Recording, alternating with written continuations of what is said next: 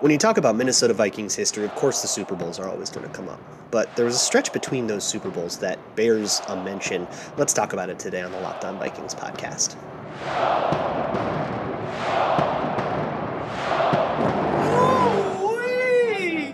You are Locked On Vikings, your daily Minnesota Vikings podcast, part of the Locked On Podcast Network, your team every day.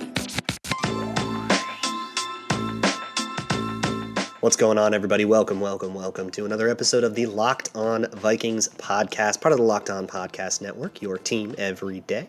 As always, I'm your host, your pal, and the kid you copied off in math class. My name is Luke Braun. You can find me on Twitter at Luke Braun NFL. You can find the show on Twitter at Locked On Vikings. Thank you so much for making Locked On Vikings your first listen of the day every single day. Today's episode is brought to you by Blue Nile. Make your moments sparkle with jewelry from BlueNile.com, and Locked On Vikings listeners get $50 off of purchases of $500 or more. This podcast exclusive includes engagement, so use code LOCKEDON at checkout. Today on the show, I want to talk about a very underrated stretch of Vikings football. I think it's probably, well, it's not probably, it's pretty measurably the best stretch the Vikings ever had. 69 to 71. Everybody talks about the 69 defense. That was the first time they went to the Super Bowl, Super Bowl IV. Kind of the emergence of the Purple People Eaters as a true force, on the national stage. And then the few years after that were just some interesting, and of course none of them went anywhere, right? There are no playoff wins to be discussed in this entire 3-year stretch that I'm going to talk about. I'm going to talk about 70, 71, and 72. Not a playoff win to be found. If you're here to listen about glorified, triumphant postseason victories, that'll be another day.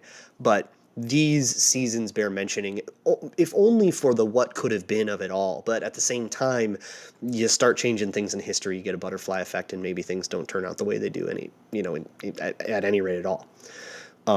So if you rejoin the Vikings story right after 1969 Super Bowl, right after Super Bowl IV, they lose to the Chiefs, they go lick their wounds. Joe Cap has a contract dispute with the Vikings. He ends up hitting free agency, and he goes over and becomes a Patriot for a couple years. And it leaves the Vikings without a quarterback. And the defense is in its true prime. And that's kind of weird to say because, 1970 is year 10 for Jim Marshall. That is that he's getting up there, and little do we know at this point that, he's going to play for another whole decade. And he's not going to really fall off until the very, very, very end of it. But, you're still, it's so weird to be he's in his peak, but his peak lasted, 12 years. It's part of what makes him so incredible. And similar stuff for Carl Eller. Alan Page, a little bit younger at this time, kind of in his true athletic prime, when you would expect that to be. And truly, after a couple of years, everybody agrees that the Vikings were a quarterback away by the time Fran Tarkenton rejoins, which happens in 72, which we'll get to. But for this 1970s season, because of the way football worked in the late 60s, kind of early to mid 70s, they had a running game, and that was what football was. And they had they had the third best offense in the league by points scored.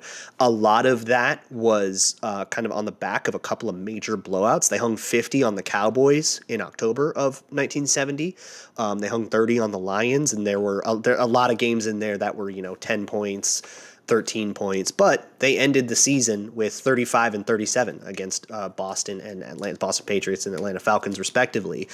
So they could score, even though their quarterback was Gary Cuozzo, who was the backup for Joe Cap in most of the Joe Cap years, and he was the one that came in and finished the Super Bowl when Joe Cap got knocked out of that Super Bowl, and he wasn't going to bring anything back.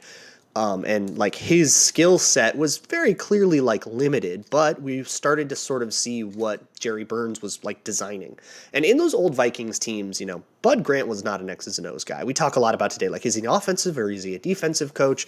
Bud Grant was very clearly neither thing. It was a lot closer to what we kind of talked about when we talked about Jim Harbaugh earlier in this offseason, where it's well, this guy isn't really he doesn't have a scheme.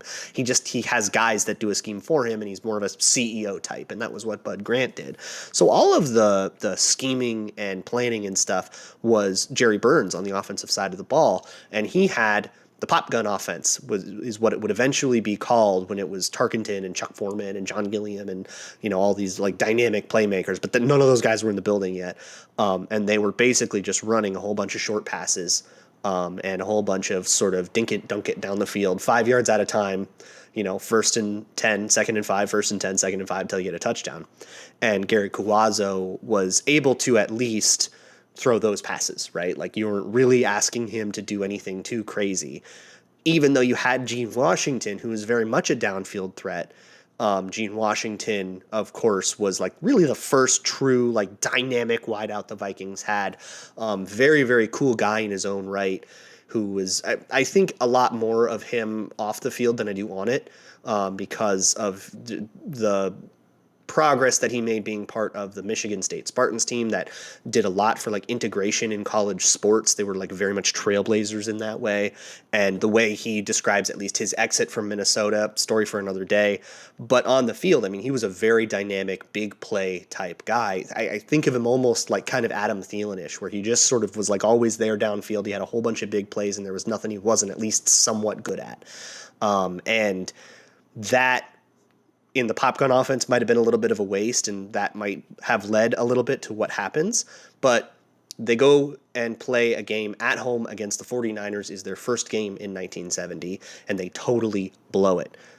They give up a punt return, and then they like let that get in their heads a little bit, and there's fumbles and there's sacks, and they are just totally like they just fall apart. Like they were very clearly able to be the better team in that game, and I honestly think they could have gone won that game 8 out of 10 times. The 49ers got destroyed the next week, and then in that Super Bowl was Super Bowl 5. It was Colts Cowboys, and it's widely regarded to be one of the worst Super Bowls ever played. Neither team showed up to that game. There were turnovers, and it was sloppy, and they weren't ready, and they were nervous, and they were doing dumb stuff. If you could have just gotten it together and gone and played, a Cowboys team that was weird and sloppy, and then go play a Colts team that was weird and sloppy, I genuinely think that year, if they could have gotten that 49ers game together, it could have been something truly, truly special. It was basically the same team as the 69 team, minus Joe Cap, but that didn't slow them down. Their offense was pretty good that year.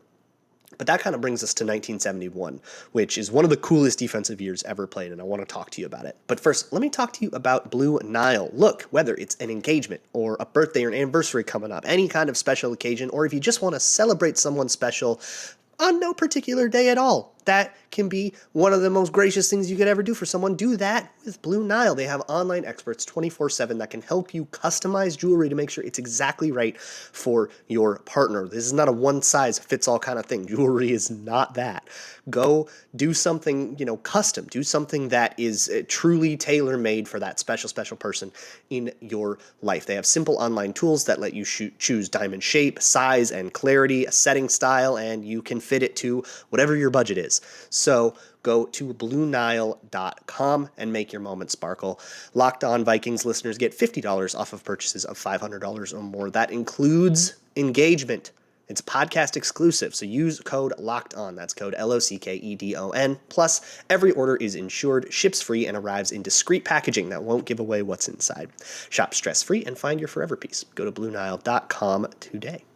Hey, you might remember like 6 or so weeks ago, we did an ultimate mock draft right before the draft that was like all the Locked On hosts getting together doing a mock draft. It was super fun, had all sorts of experts from Odyssey and all that stuff. Well, it's the NBA's turn. So go find the ultimate NBA mock draft. You can find that on Odyssey or wherever you find your favorite podcast. Just look up Ultimate NBA Mock Draft. That's right. There's going to be a pick for the Wolves. There's going to be a pick for every team that has a pick. So go to the Ultimate NBA Mock Draft right after you're done listening to this show. But I want to talk to you about 1971, the year that the year that so amazingly, Alan Page became one of two people ever, the first of two, to ever win Defensive MVP.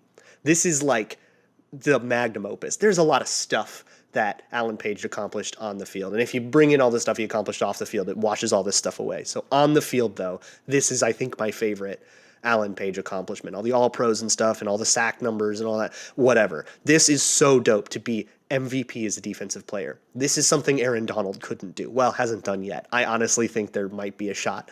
But this was an unbelievably cool year for for Alan Page.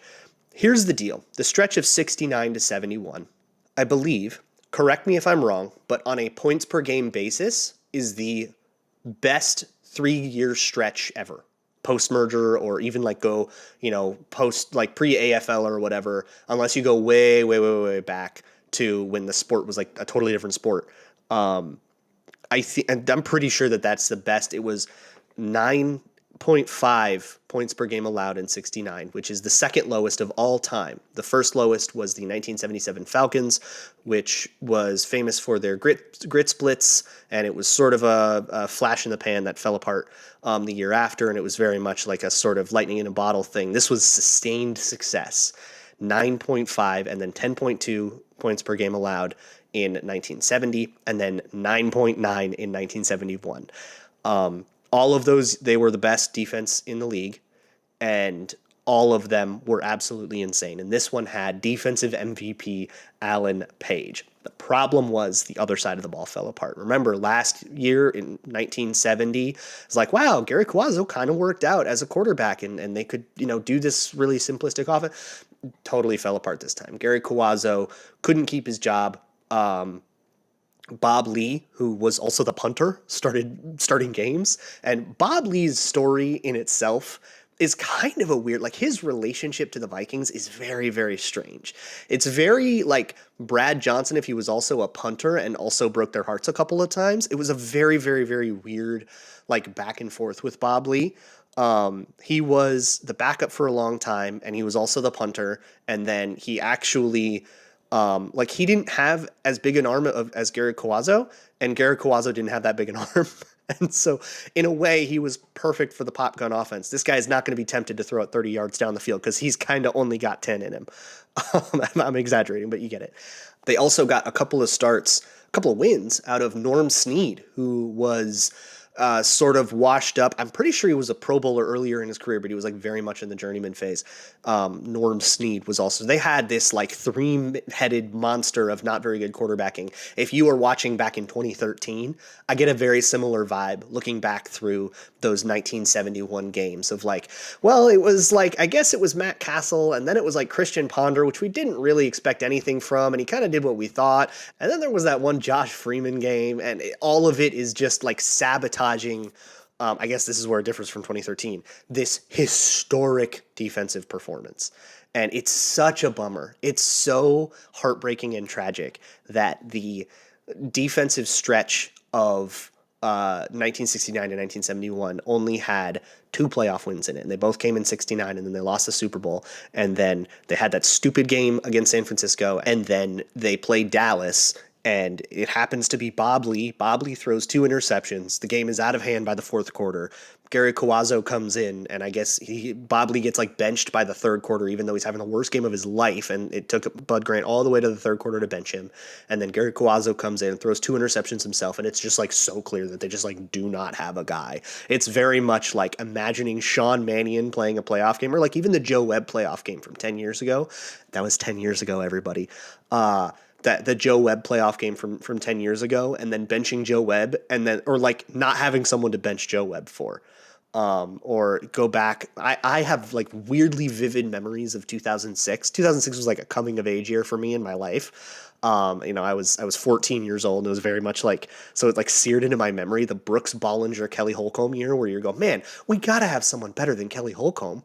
And you put in Brooks Bollinger, and you're like, oh my God, he's not better than Kelly Holcomb. Well, I'll be. And then they like put in Tavares Jackson for a couple of games, and he was a rookie, and he was never all that good. And he was like, and it's like, oh my God, Kelly Holcomb might actually be the right guy. Put him back in. And then he was like, he still sucks. And you're like, how do they not have a guy better than Kelly Holcomb? It just reminds me of that whole vibe where you have this carousel of awfulness. There's a few teams in the league dealing with that right now. I think like the Steelers are going to go through that right now, like Mitch Trubisky and like Mason Rudolph and like and a rookie Kenny Pickett. Like, what are you doing? At any rate, Dallas goes and wins the Super Bowl that year. They beat Miami 24-3, and Miami comes back and does the undefeated season after that. That is 1972, and 1972 is like sort of feels like a very landmark year for the NFL as a whole. For one, it was very much the year of the running back. It was the year of Larry Zonka, and Franco Harris kind of had a big coming out party. and Larry Brown, who was the guy for Washington, who was a really big guy for them. And there were all these big-time running backs. It was also the year that Fran Tarkenton returned to Minnesota. So I want to tell you about that. But first, let me tell you about Built Bar, which continues to commit all sorts of crimes against what you should be able to get away with. Crimes against cheat days, because it feels like you're getting away with a cheat day, but you're actually not. Their newest monstrosity is a mud pie protein bar. It comes in both a regular Built Bar and also a Built Puff, like the marshmallowy kind. So if you want it light and fluffy, that's great. Or if you're more into the classic, you can get it either way. If you're a chocolate fan, chocolate mousse or like double chocolate, this is just like a chocolate bomb, covered in 100% chocolate and all flavored with all sorts of cocoa, but only 115 calories in that thing, only 8 grams of sugar in one of these things, 16 grams of protein. Most of this is made with collagen protein flavored with just a little bit of sugar, and it tastes way better than that has any right to be. Whatever these people are doing in their labs it's like Jurassic Park levels of has science gone too far. So go to built.com, whatever you get there. You can always get all their classic flavors too. Go use promo code LOCKED15. That's LOCKED15. You can get 15% off of your order. That's promo code LOCKED15 at built.com. In a way, this chapter of Vikings history, this sort of interim period, this sort of weird down spell between 69 Joe Cap year and then the 73, 74, 76, all those Super Bowls and the Chuck Foreman, Fran Tarkenton thing. In a way, it's sort of a buildup from the for the offense, really, because the defense has this unbelievable amount of sustained success. And while 72 wasn't as good, it like went right back into form in the mid 70s and all that. And then by then they had an offense to pair with it, so it didn't need to be as good. But the defense, I mean, all of those guys played forever, right? But the offense kind of had to find its identity and figure out what it was going to be. And it was 1972 when that happened, because in 72, that's when they get John Gilliam, a deep threat receiver, big play guy, big dynamic player. I think of him as like kind of like a Brandon Cooks, where his career had a lot of stops on it. He went to a whole bunch of teams and he was good on all of them. And he was just this dude that like was always good for a big play or two every game, and then somehow gets like really, really underrated. Like Brandon Cooks is like the eternal underrated receiver for me, and I feel like John Gilliam was like that in the 70s. And so they had him, and then 73 they get Chuck Foreman. But 72 is when, of course, Fran Tarkenton comes back to town. It's kind of funny. Fran Tarkenton was so fed up with Minnesota back in 66 when Norm Van Brocklin and those guys didn't get along and all that stuff. I told that story some time ago. But so he demands a trade and he goes to New York. And in his time in New York, the New York Giants are a catastrophe. They have one winning season. He's there for 5 years, one winning season, and they don't make the playoffs in it. And he's not surrounded with the talent that he thinks he needs. The offense, the Giants' offense was actually pretty good, and the defense was a catastrophe. And they're like drafting more offensive players, and they're not helping the defense. And he hates this. And so he says, and he looks over to Minnesota, which has now figured it out, and Bud Grant, who I'm pretty sure Fran Tarkenton already kind of knew of or already had like at least some respect for. Bud Grant's having all this success. They're winning the division every year, and he's like, yeah, I kind of want to go back. And so he asks to go back. He goes to New York. They're also having a contract problem with New York. And so he skips out on a preseason game and he says, like, I want to be traded back to Minnesota. And they make it happen. That's when the real Fran Tarkenton years start. The early Fran Tarkenton years. I think most people, they're expansion years, I mean, you're like not really a complete team yet. It's, most expansion teams take a couple of years to get off the ground, and you're sort of a doormat, and you're just kind of there they were just kind of there to fill space anyways. And that's fine. And then, it wasn't until Bud Grant arrived that the Vikings really started to be a serious team. And it was such a bummer that Fran Tarkenton left as soon as the Vikings got serious. You think about all those quarterback issues they had in 70 and 71. What if Fran Tarkenton was there? What if that could have worked out differently? But if that works out differently, does everything work out the same? Does Finks make the same trades? Does he trade Tommy Mason away for the draft pick that turns into Alan Page? Does he make all those same moves? Does he get Paul Krause in a trade in, I want to say 68? Does he get all those players still if you've got Fran Tarkenton and you have a different sense for where the team is at and all that stuff. At any rate, it was a very weird up and down season. It was very similar to the 2021 season, if you ask me, in that they went 500, 7-7. They won all but two of those losses. Sorry, they lost all but two of those 7 games by like a field goal or less, or by like one score. And a lot of those games were a missed field goal or a couple of missed extra points, and they lost by 1. The season ends up coming down to, this is like one of the only years in the 70s that the Packers were anything. After Lombardi retired in after the 67 year, the Packers like totally fell apart, and they basically wouldn't be good again until Brett Favre. But they did have a couple years in there where they managed to sneak into the playoffs or sneak in a division win. But they were in their like 2 decades of crap. And this was one of those weird years where they randomly were good. And they come to the Met, and it's a hard-fought game with the division on the line, and the Packers clinch it by beating the Vikings in that game. They go dance off, and then they get smoked in the first round of the playoffs, and nothing goes anywhere. It's sort of all a moot point because that was the 1972 undefeated year for the Dolphins, and it's like, was anybody beating them? But the Vikings almost did in 72, and I'm sure a lot of your fathers and grandfathers will tell you about that if you're not young enough to, or if you're not old enough to remember it yourself, that the Vikings lost to the Dolphins that year was one of the 2-point losses, 14-16. And they gave the Dolphins everything they were worth. You asked any of the 72 Dolphins, they'll say, yeah, toughest game that year was Minnesota. That was the closest one that they had. And so it was very clear that Minnesota had something going on. And of course they would prove that later because they would win the conference 3 out of the next 4 years. But it was kind of a lost year, and that's what I really get at with all of these years, is they were all sort of lost years. They were all sort of these gigantic what could have beens where you're bookended by Super Bowls. It's very clear that this was a team that could get to the Super Bowl every year, and yet they didn't for 3 years in a row. They didn't even get close. And like what happened is like all these very like specific things, but it's always something a little different, They sort of fell apart one year, and then they had these huge quarterback issues the next year, and then the year after that they were just like weirdly inconsistent, and they very clearly had all the pieces put together, but they hadn't put it all together yet. And they came out of 1972 thinking, man, we're just a running back away. So with their first round pick, they take the first running back off the board, and that guy's Chuck Foreman. And that sort of unlocks like a whole new dimension. It unlocks the horizontal dimension, which makes defenses really spread out. It makes them cover the flats a lot more, and it gave John Gilliam a lot more one-on-ones on the outside, and that really became the deep bomb, Fran Tarkenton to John Gilliam stuff that you see on all the old-timey highlight reels. But I digress.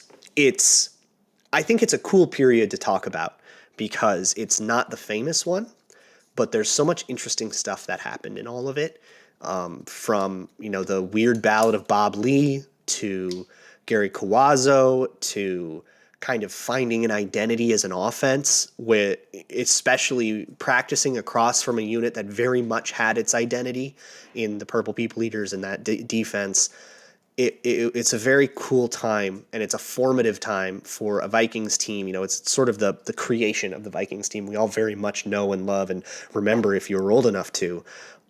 It's very cool, and I think it's a story that deserves to be told.